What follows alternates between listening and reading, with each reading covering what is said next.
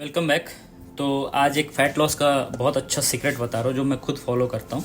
ठीक है, मेन है कि मैं वैसी चीज़ें कोई नहीं बताता जो कि मैंने खुद अप्लाई ना किया हो। तो अगर आप सुनते हैं, अगर आप फॉलो करते हैं, देखिए बहुत सारे लोग बहुत कुछ ज्ञान देते हैं, लेकिन मुझे पता है कि क्या चीज़ काम करती है, क्या चीज़ नहीं। तो मैं आपको बता रहा हूँ कि एप्पल साइडर विनेगर जो होता है बहुत काम का होता है और बहुत ही ज़्यादा यूज़फुल होता है फ़ैट लॉस अगर आप करते हैं, क्योंकि वो इंसुलिन मतलब कि इंसुलिन के स्पाइकिंग में वो हेल्प करता है, उसको रिपेयर करता है, बहुत सारी चीज़ें करता है, जिससे बाल का भी वजन, जो लोअर बेली फैट या फिर अनवांटेड फैट अचानक से बढ़ जाते हैं, हाई ब्लड शुगर में भी काम आता है ये। तो मैं जो लेता हूँ बताता हूँ आपको। ये जैसे कि मेरा एप्पल साइडर विनेगर है, कोई सा भी आप ले सकते हैं।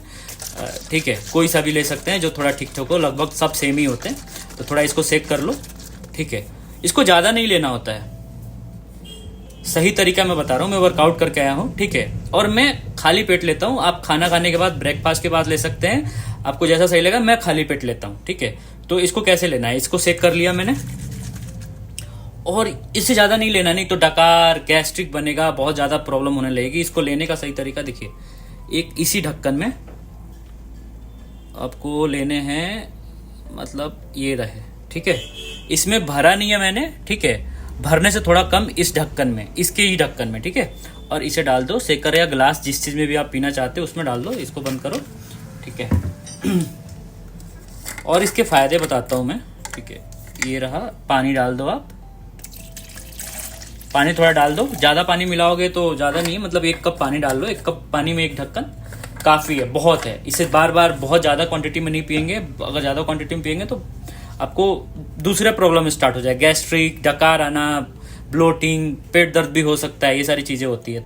जैसे अपने एप्पल साइडर विनेगर और दालचीनी खा रहे हो, ठीक है, तो अब आपको बैड हैबिट सुधारनी होगी अपनी। बैड हैबिट मतलब खाना खाने की हैबिट।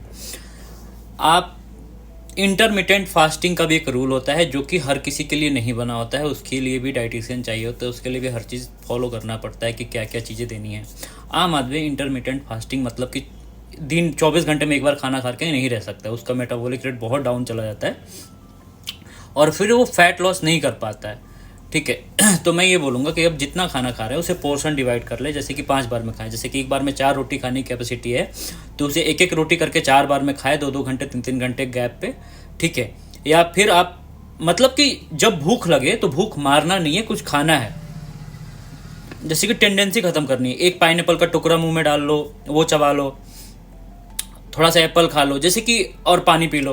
तो आपको क्या है कि जैसे आप अगर भूख नहीं मारोगे ना, और उस टाइम पे आप क्रेविंग मारोगे। ठीक है, जैसे भूख मारना क्या होता है कि भूख बर्दाश्त करते करते फिर आप जब बाद में खाते हो तो बहुत ज़्यादा खा लेते हो या फिर ओवर ईटिंग हो जाती है, फिर वो सही नहीं होता है। तो 2-3 चीज़ें जो है ये मेन है। एक तो मैंने बताया एप्पल साइडर विनेगर, दालचीनी आप यूज़ करो। दूसरी बात कि अपने खाने को डिवाइड करो, खाना थोड़ा कम करो।